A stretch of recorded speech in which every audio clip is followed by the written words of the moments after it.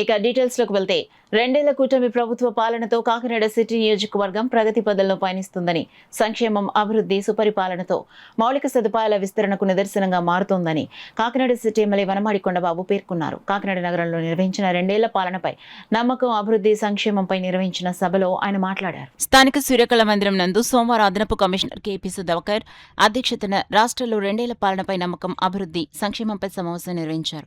ముందుగా వివిధ ప్రభుత్వ శాఖలు ఏర్పాటు చేసిన స్టాల్స్ ను పరిశీలించారు. శాసనమండలి సభ్యులు పేరాబత్తుల రాజశేఖరం, మాజీ మంత్రి వర్యులు చిక్కాల రామచంద్రరావు, జనసేన నాయకులు అడబాల సత్యనారాయణ, బీజేపీ నాయకులు ఎనిమిరెడ్డి మాలకొండయ్య వివిధ శాఖల నుంచి విచ్చేసిన అధికారులు ప్రసంగించారు.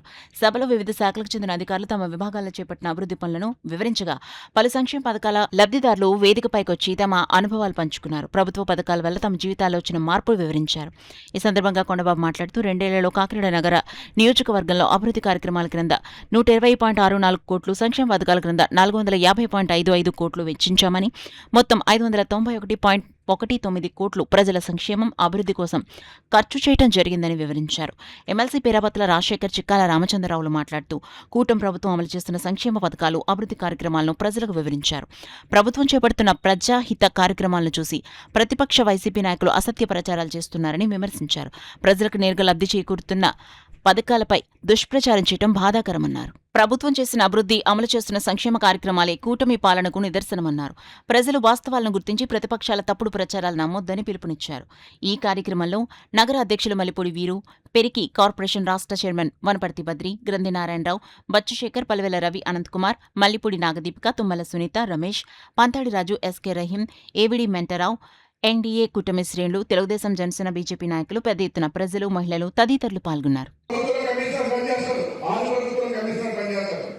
మన ప్రభుత్వం ఎంత ఆఫీసర్ ఉంటాడు, ఆల్ ప్రభుత్వం ఎంత ఆఫీసర్, ఎవరైనా ఆఫీసరే ఉంటాడు. అదే ఆఫీసర్ మన టైంలో కెమెరా పనిచేసింది కదా, మీడియా ఎందుకు పనిచేయలేదు? నేను అడుగుతాను, ఏం చేస్తావు? అవునా కదా, మీరు చెప్పాలి.